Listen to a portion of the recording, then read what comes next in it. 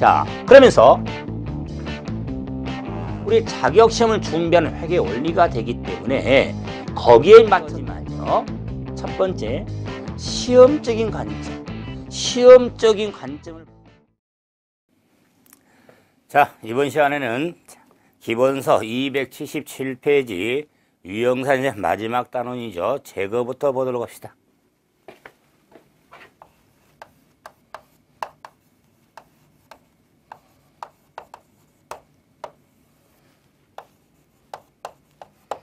자, 유형산의 제거도, 특히 이제 제거는 유형자산을 처분할 때 제거가 이루어지죠. 물론 매각, 예정, 자산은 분류가 되는 때도 제거가 되는데, 자, 가장 기본이 처분하는 때 역시 제거가 이루어지죠. 그러므로 회계 처리는 이 처분, 자, 처분 시 장부 금액이 중요하죠. 그래서 처분 시 장부 금액하고 처분에 따른 순매각 금액, 자, 이 매각 금액에 처분 비용이 있으면 차감한 순매각 금액을 고려해서 처분 손익을 산정이 이루어지죠. 처분 손익. 이럴 때 이 처분 손익은 당기 손익 항목으로 수익과 비용 항목이 되겠죠. 자, 그래서 이 처분 시 장부 금액에 의한 순매각 금액을 고려해서 처분 손익을 산정이 포인트가 되는데, 이에 따르는 처분 시 회계 처리의 기본 틀을 보면은, 처분 시 장부 금액의 순매각 금액. 그럼 비교해 보면, 장부 금액은 원가 모형에 의하면 취득원가에서 처분 시까지 감가상각 누계액을 차감한 금액이죠. 그래서 예를 들어서 취득원가가 150원, 감가상 누계액이 50원이라면 장부 금액이 100원이 되겠죠. 자, 이 100원의 장부 금액의 순매각 금액이 120원 일 경우 한번, 또는 장부 금액이 100원인데 순매각 금액이 90원이니까 한번 비교해 보면, 그 말은 순매각 금액이 클 경우, 순매각 금액이 작을 경우가 있죠. 자, 이럴 경우 회계 처리는 유형산을 처분했죠. 그래서 대변에 유형자산 처분을 했는데, 이 처분했다는 원가가 150원. 처분 대가로서 현금을 수취하면 현금으로 100원. 자, 그러면서 이 감가상각 누계액은 이 유형 차감적 평가전은 처분이 이루어지면 감가상각 누계액도 감소를 시키죠. 감가상각 누계액 50원, 10원. 자, 그래서 유형자산에 우리가 장부금액 100원짜리에 대해서 처분금액이 120원이죠. 그럼 120원에 처분했다면은 20원만큼 유형자산 처분 이익이 발생이 되는 겁니다. 그래서 장부금액, 순매각금액이 클 경우는 차이난 금액은 처분 이익이 되겠죠. 그럼 반대로 이제 유형자산 150원 현금으로 수취한 금액이 90원이라면 감가상각 누계, 줄여서 감누 50원 해서 장부금이 클 경우는 10원만큼 유형자산 처분 손실이 되는 겁니다. 그래서 회계처를 이렇게 고려한 이유는 처분 시 유형자산의 감소를 가져오지만 그 처분에 따른 상각비 합인 감가상각 누계액도 감소를 가져오는 거. 그거는 매각금액의 순매각금액의 장부금액을 고려해서 처분 손익이 산정이 이루어지는 겁니다. 그래서 이런 회계 처리도 역시 좀 중요하지만은 물론 처분 이익과 처분 손실을 묻는 게 포인트가 되겠지만 회계 처리도 한번 꼭 기본을 하셔야 됩니다. 그러면 이제 확인 문제 19번 봐봅시다. 19번 확인 문제. 자, 2015년 1월 1일에 1,000만원 건물을 취득했는데 잔존 가치와 내용은 각각 100만원과 10년 추정되는데 정해법으로 삼각해 오다가 2016년 4월에 동건물을 900에 처분할 때 처분 손익을 구하고 한번 회계치를 한번 하라고 그랬죠. 그러면은 자, 이 제거 처분이다 하면은 항상 처분 시 장부 금액이 포인트가 되겠죠. 그래서 자, 2000 지금 자, 15년이죠. 2015년 1월 1일 날 취득해서 2016년 자, 4월 1일 날 처분했죠. 그래서 취득을 해서 이제 처분이 이런데 2016년 4월 1일까지의 감가상각 누계액을 빨리 간다. 그러면 장부금액, 그 말은 4월 1일 현재 장부금액을 빨리 찾아야겠죠. 그러면 장부금액은 자, 취득 원가가 1,000만원이었죠. 자, 그래서 1,000만원 마이너스 감가상각 누계액을 차감한 금액이 장부금액이 되겠다. 그러면은 자, 감가상각비 합을 구하려면 감가상각 방법이 정액법이라고 그랬죠. 문제에서 뭐 정액법은 네 테이블에 취한 잔밖에 없다. 내용연수 10년, 취득원가 1,000만원, 잔존가치가 100만원 그랬죠. 100만원. 자, 그러면서 상각비 합이니까 2015년 1년 동안 상각비하고 자, 4개월치 상각비가 되겠다. 자, 그래서 1년 3개월치가 되기 때문에 1.25가 되겠다. 그래서 자, 이 경우로 본다면은 1년 3개월에 쳐보는 거잖아요. 1년 3개월 지나서 팔았죠. 1년 3개월인데 왜 1.25냐? 1년은 12개월이잖아요. 그 12개월이니까 3개월이니까 4분의 1의 의미가 되니까 25% 의미가 되죠. 그래서 1.25. 만약 1년 6개월이라면 1.5가 될 것이고, 이건 우리가 빨리 약식으로 빨리 풀어가는 과정에 일정리 안 된 신문은 1년치 구하고 3개월치 구해가지고 더해야겠죠.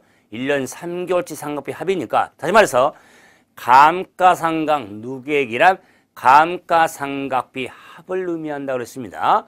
자, 그래서 감가상각 누계액을 씁니까? 그래서 차감한 금액이 장부 금액이 되겠다. 그러면은 자, 이 감가상각 자, 누계액만 금액만 본다면 얼마는 자, 112만 5천 원이 되겠다.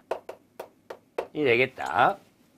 자, 그래서 자, 감가상각 누계액이 되겠죠. 112만 5천 원. 그래서 장부 금액이 얼마가 되냐면 자, 차감한 금액이니까 장부 금액은 887만 5천 원이 되겠다.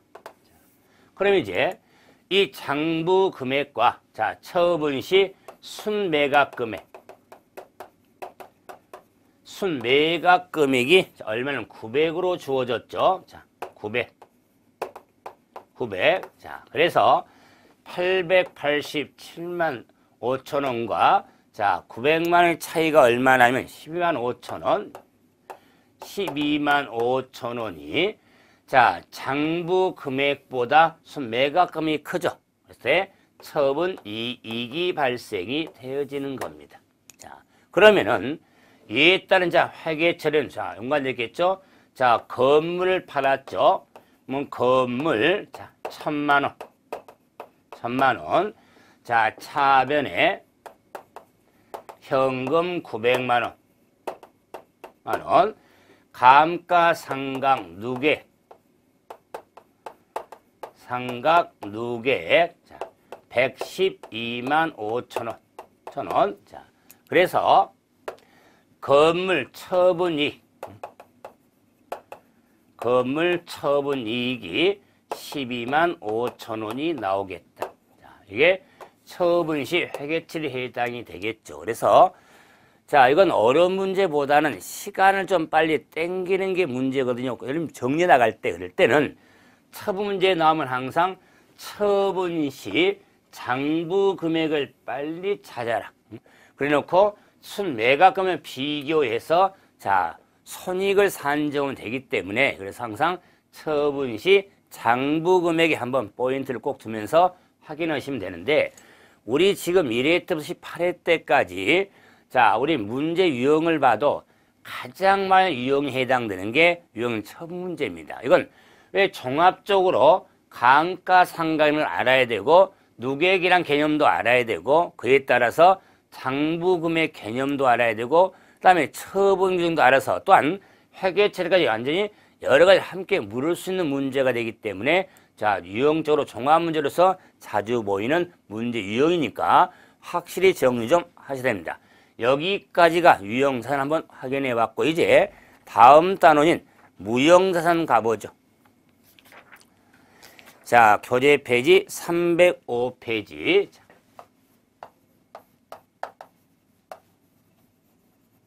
무형자산.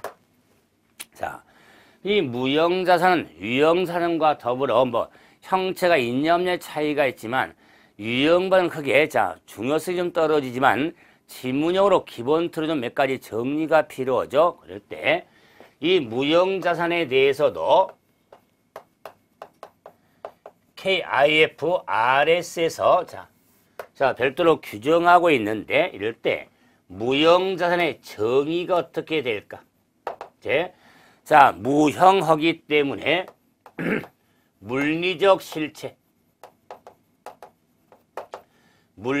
실체가 없으며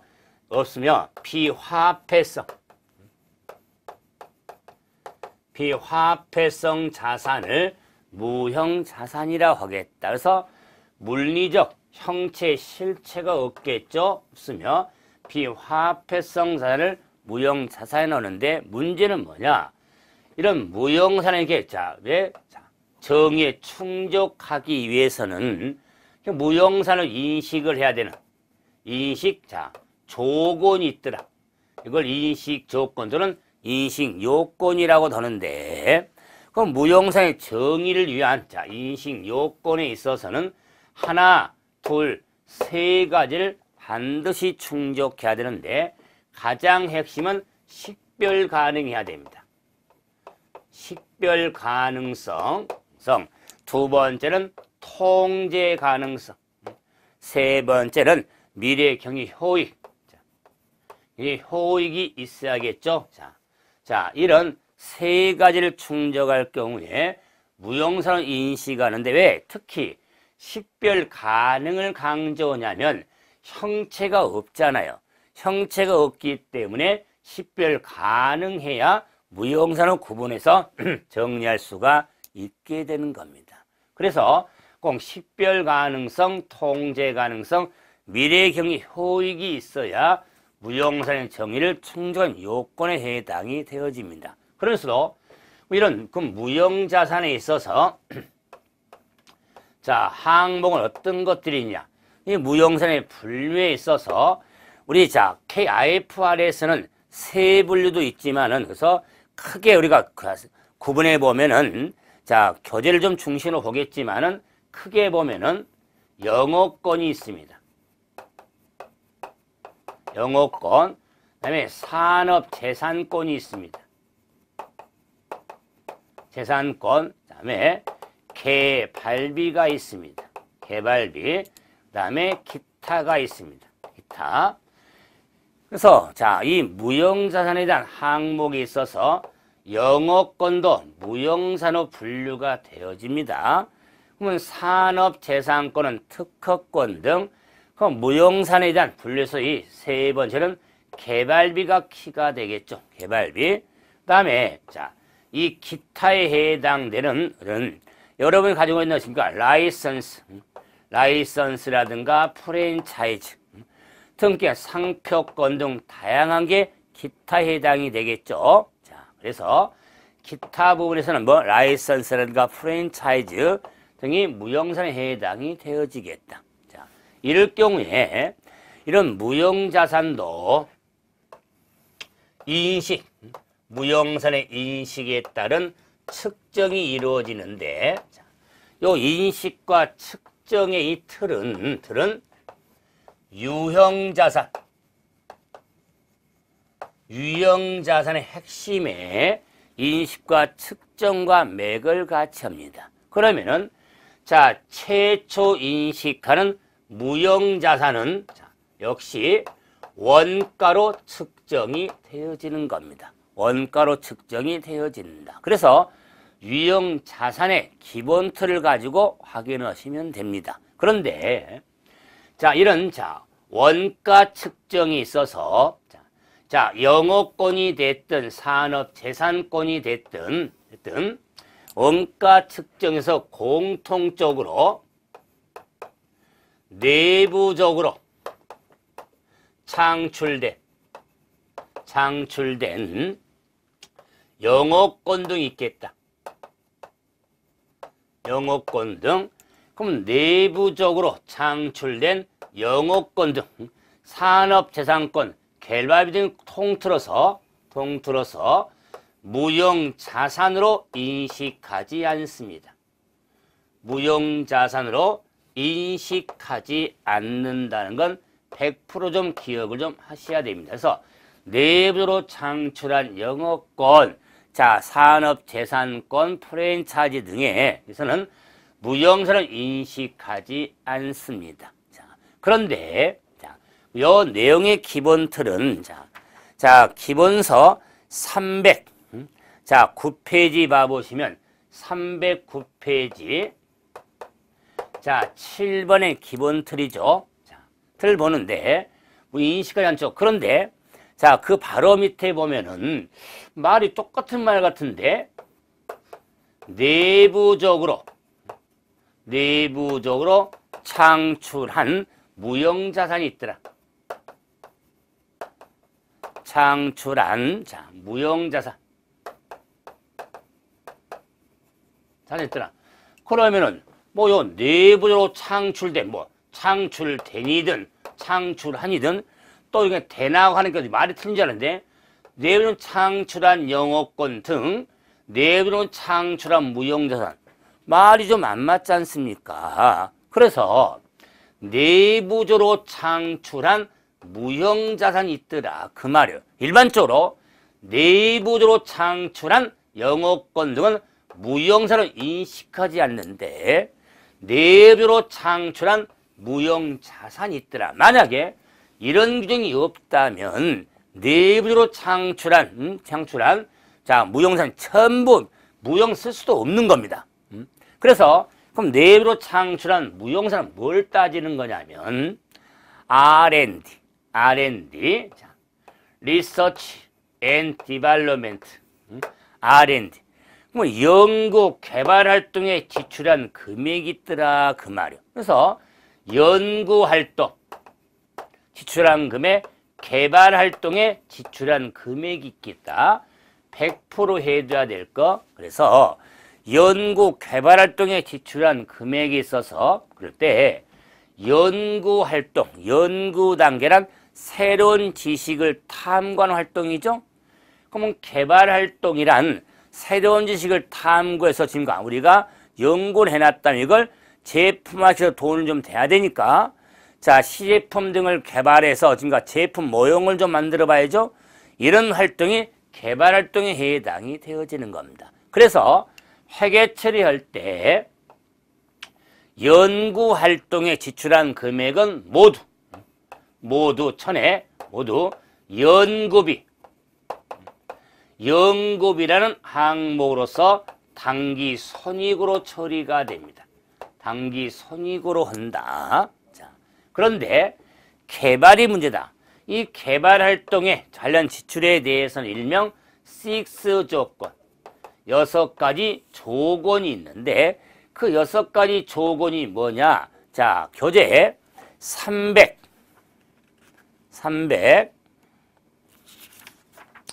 자, 10페이지 봐보시면 310페이지 동그라미 1번부터 6번까지가 있더라 그 말. 자, 이게 일명 6가지 조건, 일명 6 조건인데 한번 읽고 넘어가서 이런 거 시험을 언급될 의미 없으니까 문제는 뭐냐? 이 6가지 조건이 모두 충족되냐 그렇지 않냐가 포인트다.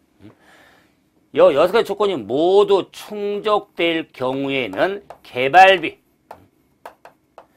개발비라는 항목으로서 무형 자산으로 인식을 하지만 그렇지 않을 경우에 대해서는 당기 손익으로 처리가 됩니다. 손익으로 처리가 된다. 그래서 내부적으로 창출한 무형자산의 의미는 내부 창출한 모든 지출이 다 해당되는 게 아니라 개발 단계 6 조건을 모두 충족할 경우에 개발비 항목으로, 그렇죠? 이 개발비 항목으로서 무형자산으로 인식이 되어지는 겁니다. 그래서 연구활동인지 개발활동이 우리가 많이 생활하면서 많이 들었으니까 뭐 R&D, 연구활동, 개발활동, 자, 그에 지출한 금액에 있어서 회계처리를 어떻게 할 것이냐. 연구활동에 지출한 건 모두 이것저것 안 따지고 모두 당기 손익으로 비용으로 처리하고 개발활동에 지출한 금액에 대해서는 6 조건을 모두 충족할 경우는 개발비라는 항목으로서 무형자산 인식을 하고 그렇지 않을 경우는 당기 손익으로 인식이 되어지는 겁니다. 그런데 이제 연구하고 개발활동이 칼로 무 자르듯이 삭둑 잘라지 얼마나 크세요. 그런데 연구와 개발활동의 구분이 어려울 수가 있더라 그 말. 자, 이런 연구와 개발 지출한 금액의 구분이 어려울 때는 모두 연구 단계 지출한 금액으로 보는 겁니다. 그래서 연구 단계는 금액으로 본다. 그래서 더 욕심내지 마시고 반복적으로 하면서도 내부적으로 창출한 이 무형자산의 규정이 있죠. 이 규정은 반드시 숙지를 하셔야 됩니다. 큰 틀의 복잡성은 없죠. 하지만 R&D 구분하면서 연구냐 개발이냐, 개발은 6 조건이 충족하냐 안 하냐, 이런 큰 틀에서 회계치를 좀 잡으시면 유용성이 많겠다. 그런데 이제 이런 무형자산도 313페이지 봐보시면 무형자산도 상각 대상이 됩니다. 그래서 무형자산의 상각을 한번 보죠.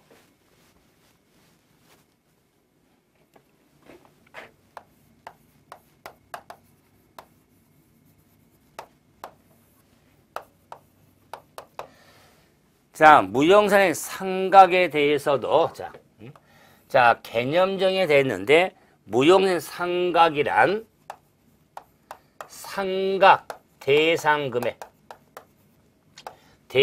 금액을 내용 연수 동안 역시 체계적으로 합리적인 방법에 의하여 각 회계기관에 역시 배분하는 것을 무형자산의 상각이라고 하겠다.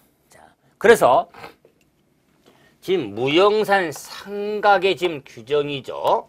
그럴 때 상각 대상 금액은 무형자산의 취득 원가에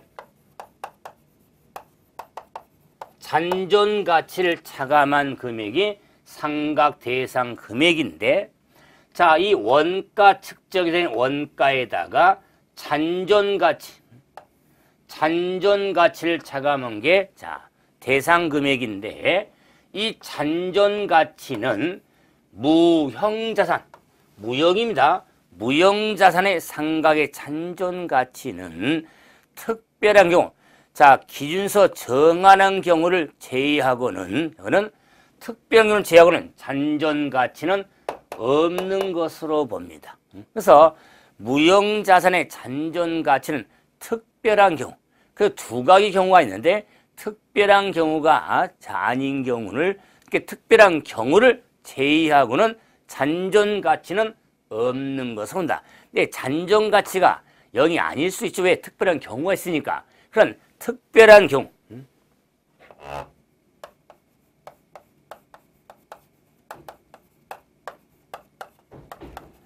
자, 이런 특별한 경우, 자, 경우가 아니면 잔존가치는 없는 것으로 본다. 그 특별한 경우가 뭐냐? 관심 마시고. 그래서 특별한 경우가 아니라면 잔존가치는 없는 것으로 본다. 자, 다음은 내용연수. 자, 역시 또 포인트인데 무형자산은 내용연수를 좀 구분해서, 자, 내용연수, 자, 유한한 무형자산이 있고 내용연수가 비한정인 무형자산이 있더라. 그래서 내용연수가 유한 비한정입니다. 유한과 무한 아니다.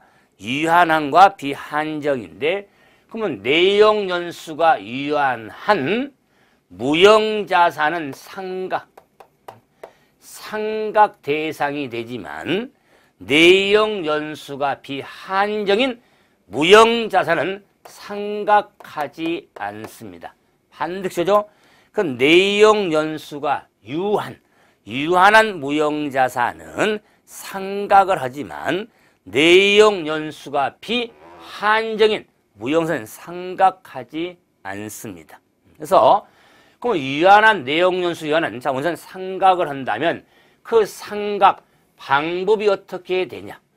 상각 방법 보면은 다양한 방법을, 자, 선택하는데 다양한 방법이 있더라. 그 다양한 방법에 정액법도 있고 정률법도 있고 이중체감법 등 다양하겠죠. 다양한 방법이 있는데 무형산에 대한 상은 다양한 방법, 소비 형태를 반영하는데, 자, 이 다양한 방법을 합리적으로 정할 수 없을 경우가 있더라, 그 말.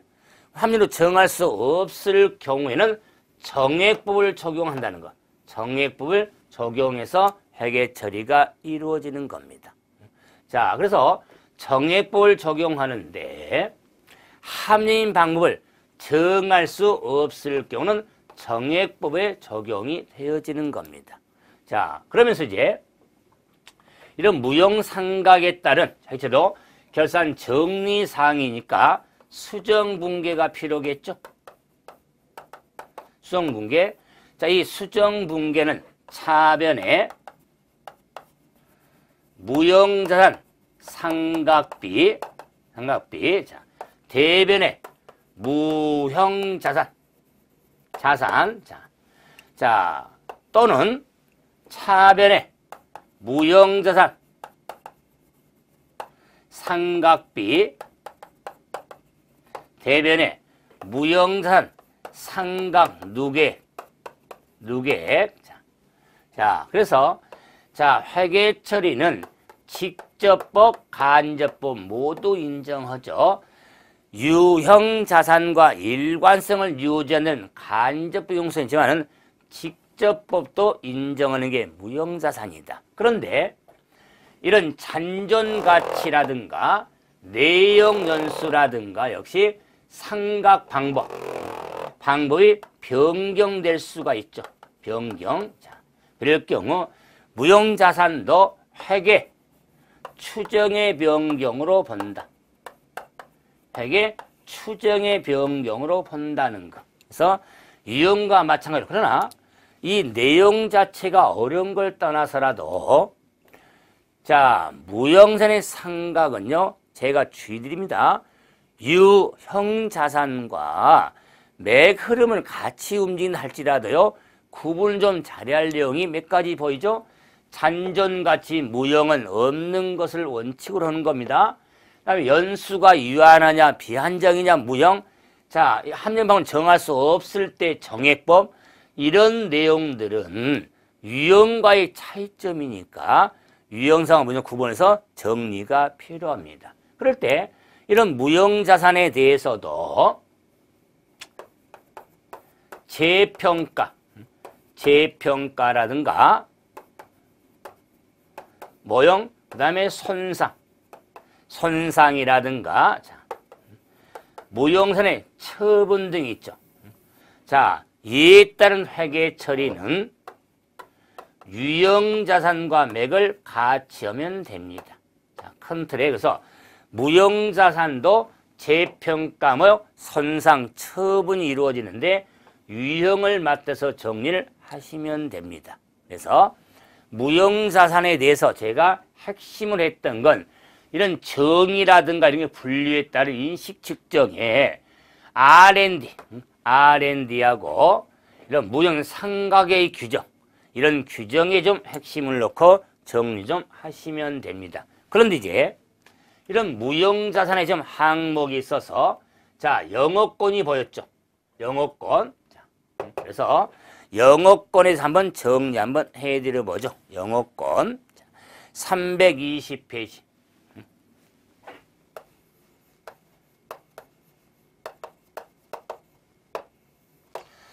자, 영업권이란 굿윌, 나중에 미래에 뭔가 좋아질까로 기대되는 가치를 화폐금으로 부여하는 것을 영업권이라고 하는데, 이 영업권도 내부적으로 창출한 영업권은 무형이지 않죠? 그래서 지금 정년이 영업권에 대한 무형자산은, 자, 유상으로 취득한 경우에 영업권을 고려가 되어지는 겁니다. 무형자산에. 그럼 자, 유상 대가에서 취득한 경우다 그 말이요. 그래서 영업권에서 말하면 내부로 창출한 영업권은 고려하지 않죠. 자, 그럴 때 이 영업권에 대한 평가, 가치를 부여하는 평가에 있어서 여러 가지가 있지만 하나만, 종합평가법, 뭐 종합평가법, 총괄평가법, 예를 들어서 뭐 초과이익환원법, 초과이익환원법이라든가 뭐 순이익환원법, 순이익환원법, 연매법, 이런 방법들이 있는, 이것은 뭐 참고로 좀 해주시고, 자, 한번 우리가 심화라든가 하면 문제 좀 정리할 때 한두 번 보면 되는 것이고, 그런데 종합평가법은 기본해 두셔야 돼요. 그러면 종합평가법은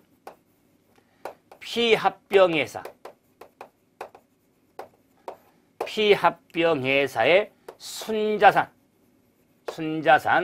공정가치가 있더라. 공정가치를 고려하게 되는데, 그럼 합병을 당한 회사의 순자산 공정가치, 이때 순자산 하면은 자본을 의미하는 겁니다. 그래서 순자산은 자산서,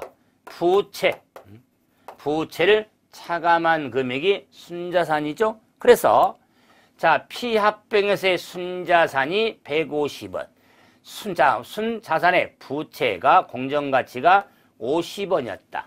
그러면 순자산이 100원인 기업, 100원인 기업을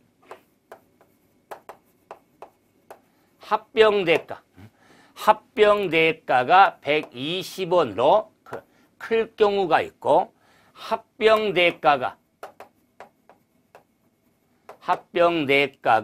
90원으로 작을 경우가 있더라 그 말. 이럴 경우에 자, 종합평가법에 있어서는 합병대가와 공정가치의 차익이 20원 나왔죠? 요 20원을 영업권으로 계상이 되어지고, 영업권 해당되고, 자, 합병대가가 90원일 경우에 10원, 10원만큼의 차익은 염가 매수 차익이라고 합니다.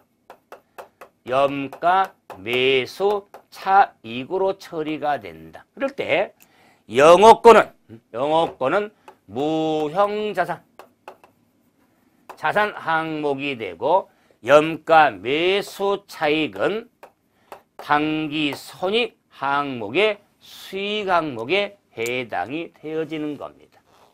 그래서 영업권 또는 염가 매수 차익의 구분은 좀 신경 써야겠죠.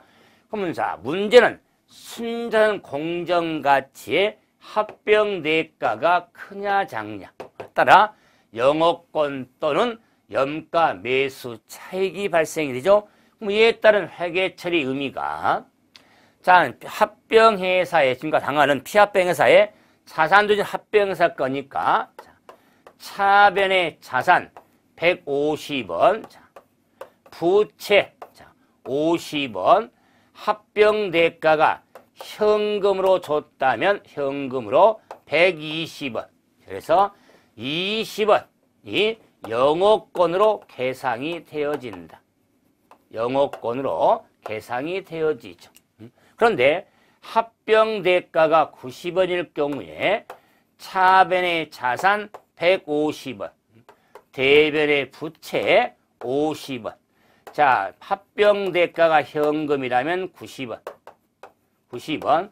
그래서 10원만큼에 대해서 염가 매수 차익 10원. 이렇게 회계 처리가 이루어지는 겁니다. 그래서 영업권 또는 우리가 염가 매수 차익의 종합평가법만 이런 말씀 드리면 출제는 한 번도 없거든요.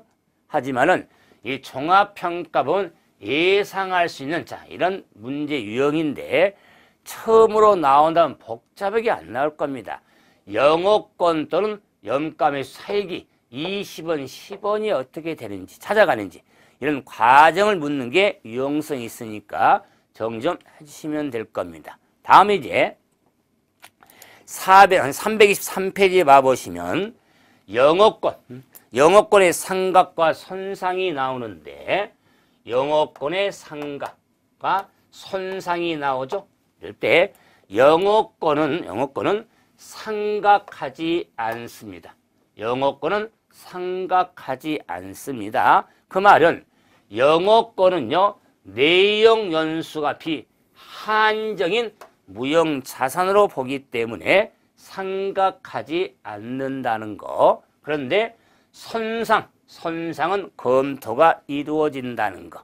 그래서 영업권은 무형은 상각 대상이 아닙니다. 왜냐하면 내용 연수가 비한정한 것으로 보기 때문에 상각하지를 않는다는 거. 정리시고 이제 크게 보면 관심은 좀 덜하지만 투자 부동산 있죠. 한번 개념만 봐보죠.